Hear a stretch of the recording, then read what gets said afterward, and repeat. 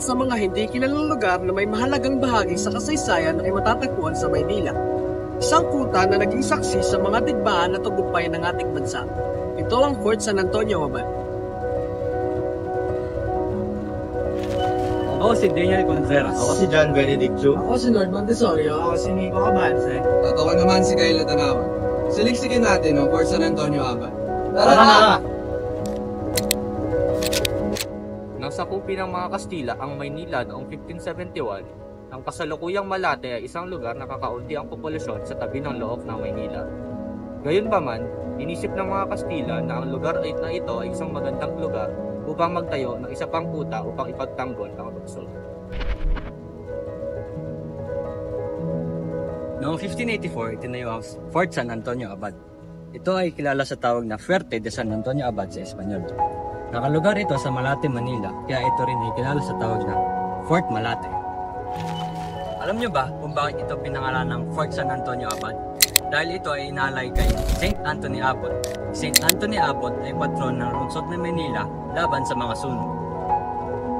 Ang pangunahing layunin ng kuta na ito ay bantayan ang kalsada mula sa lungsod ng Maynila patungo sa daungan ng Cavite, kung saan dumarating ang mga galyo. Kilala rin ito bilang Puerto de Pulperina dahil ginamit ito bilang imbakan ng pulbura. Noong 1756 hanggang 1763 ay nagkaroon ng isang pandaigdigang digmaan o tinatawag na 7 Years' War, kung saan naglaban ang mga Persa ng Britanya at Espanya kasama ang kanilang mga kaalyado. Ang Espanya ay kaalyado ng France, kaya ito ay naging target ng Britanya. Bilang bahagi ng kanilang estratehiya laban sa Espanya, nagpasya ang mga Brito na sakupin ang Maynila, na isang mahalagang kolonya ng Espanya. Noong 1762, sinakop ng mga Briton ang Maynila, kabilang ang Fort San Antonio Abad. Ginamit ito ng mga Espanyol bilang isa sa mga unang depensa laban sa Briton, ngunit madali itong nasakop ng mga Briton sa ilalim ni Rear Admiral Samuel Cornish at Brigadier General William Draper. Ginamit ito ng mga Briton bilang base para sa kanilang mga operasyon laban sa mga Espanyol. Ang layunin ng Britanya ay gawing sentro ng kalakalan ang Maynila, lalo na para sa pakikipagkalakalan sa China. Pinago ng mga Briton ng kuta sa isang garrison na nag-set up ng isang artillery battery. Mula rito, inilunsad ng mga Persang Briton ang kanilang opensa laban sa mga Espanyol na nagdedepensa sa Intramuros. Noong 1764 ay napilitan ng mga Briton na umalis nang ibalik ng Britanya ang Maynila sa Espanya bilang bahagi ng Treaty of Paris na nagtapos sa 7 Years' War. Bumalik sa kontrol ng Espanya ang Fort San Antonio Abad at muling naging pasilidad ng imbakan ng pulbura. Noong 1898, matapos ang Spanish-American War, natalo ang Espanya at binenta ang Pilipinas sa United States sa ilalim ng Treaty of Paris noong 1898. Nagkaroon ng tensyon sa pagitan ng mga Pilipino at Amerikano dahil nais ng mga Pilipino ang kalayaan, ngunit ang nais ng Estados Unidos ay sakupin ng Pilipinas.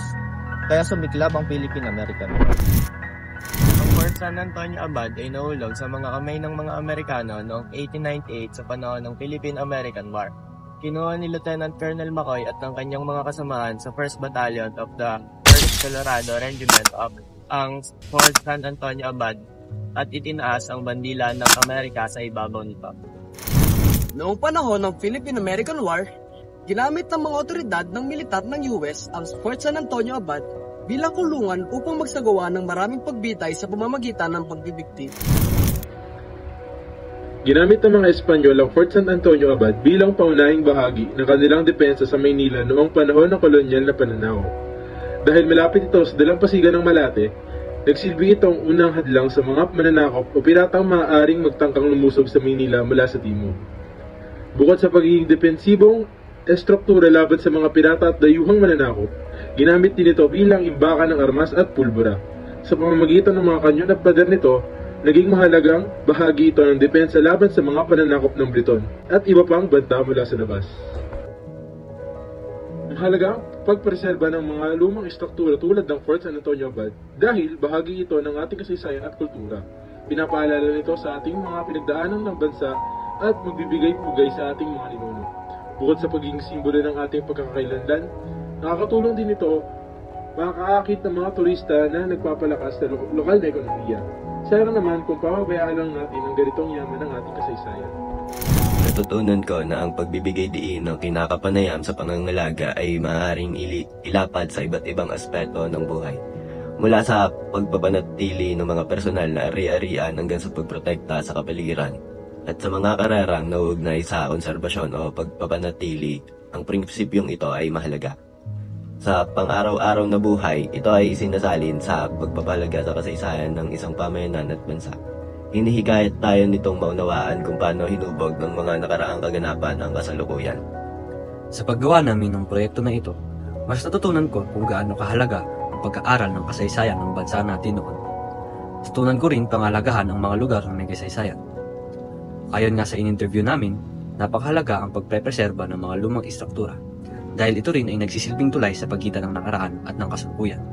Bilang mag-aaral, ang kasaysayan ay nagtuturo sa akin na ang pag-aaral ay hindi lang tungkol sa nakaraan, kung hindi pati na rin sa paghahanda sa hinaharap.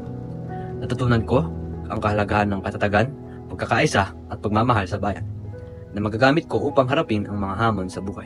Pinakita sa akin ng kasaysayan ng lugar na ito na ang mga dayuhang pananakop ay nagdulot ng pagbabago sa ating lipunan, kaya dapat nating pahalagahan ang ating kasarilan at patuloy na ipagtanggol ang ating kultura.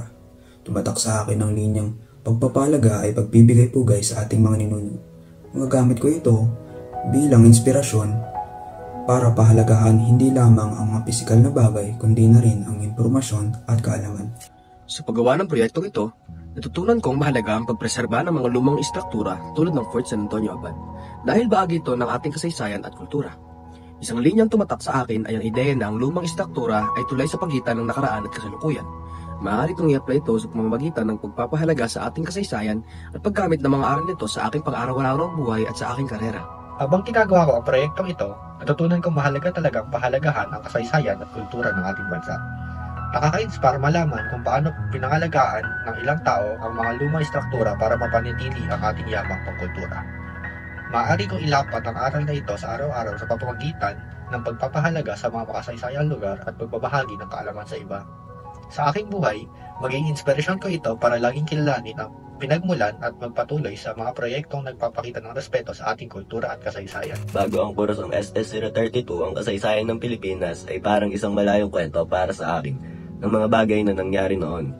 Ngunit dinala ako ng kursong ito sa isang matalim na pag-unawa sa history ng ating bansa, na malalim na ipinapaliwanag ang kaugnayan nito sa panahon ngayon.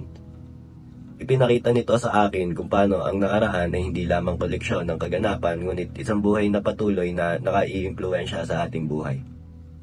Nang dahil sa kursong S032, mas lumalim ang appreciation ko sa kasaysayan at kultura ng ating bansa. Naging paalala ito sa akin ng mga sakripisyo at katatagan ng ating mga ninuno na nagbigay inspirasyon upang maging mas mapanuri at makabuluhan ang aking kontribusyon sa lipunan. Mas naging malinaw sa akin kung bakit mahalagang pahalagahan at ipagtanggol ang ating identidad bilang Pilipino. Naganahan at naging interesado akong malaman pa ang iba't ibang kasaysayan ng mga lugar dito sa Pilipinas. Naapektuhan ng S032 ang aking pananaw. Napalawak din ito ang aking kaalaman sa kasaysayan ng Pilipinas at nagsilbing daan para mas maunawaan ko ang mga isyong panlipunan na hinaharap pa rin ng ating bansa. Dahil dito, mas naging bukas ang aking isipan at natutunan kong pahalagahan hindi lamang ating kultura, kundi pati na rin ang mga aral mula sa ating nakaraan na maaaring magamit sa kasalukuyan at hinaharap. Mas lalong lumalim ang aking pagpapahalaga sa kasaysayan dahil sa readings in Philippine history. Dati, inakala ko ang pag-aaral ng history ay simpleng pagmemorya lamang ng mga petsa at pangalan.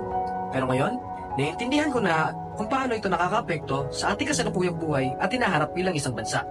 Mas naging mulat ako sa mga isyong panlipunan at nagsimula akong magbahagi ng aking mga natutunan sa aking mga kaibigan at sa aking pamilya. Ang S032 ay nagbigay sa akin ng mas malalim na pag-unawa sa kasaysayan ng Pilipinas. Mas napahalagahan ko ang sakripisyo ng ating mga bayani at naging mas makabayan sa sariling paraan. Dati, medyo wala akong kailang sa mga isyu ng bansa, pero ngayon, mas aware na ako at mas handa na makiisa sa mga usaping panlipunan. Natuto rin akong magpahalaga sa kultura at pagkakaisa. Sa kabuuan, ang S032 ay parang salamin na nagpakita sa akin ng mas malalim na pagkakakilanlan bilang isang Pilipino.